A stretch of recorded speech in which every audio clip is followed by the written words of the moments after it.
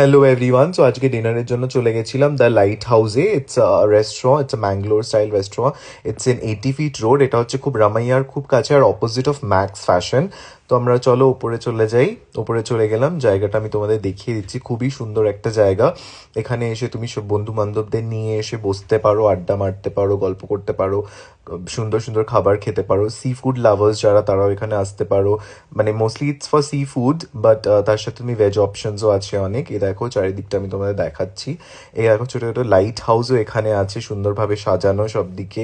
Even কাঁসার বাসন, even পুরোনো দিনে যেই সমস্ত রান্না বান্না করা হতো, যেই সমস্ত জিনিস, সেগুলো দিয়েও চারিদিকটা সাজানো। বেশ সুন্দর একটা চারিদিকে পরিবেশ ক্রিয়েট করা। এই যে আমি এখানে তোমাদের মেনুটাও দিয়ে দিলাম, এখানে দেখতে পারো তোমরা, এটা হচ্ছে মেনু।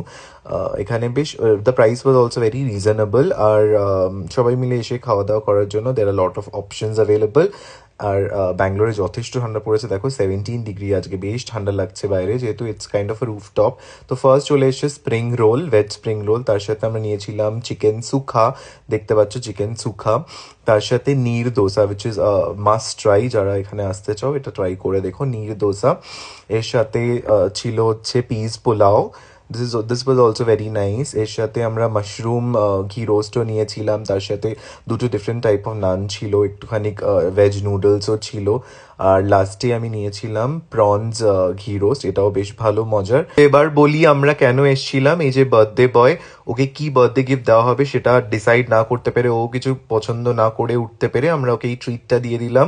তো এটা ও আর ওর গার্লফ্রেন্ড। আমরা ফাইনালি বাই বলে বেরিয়ে গেলাম। That's all, good night.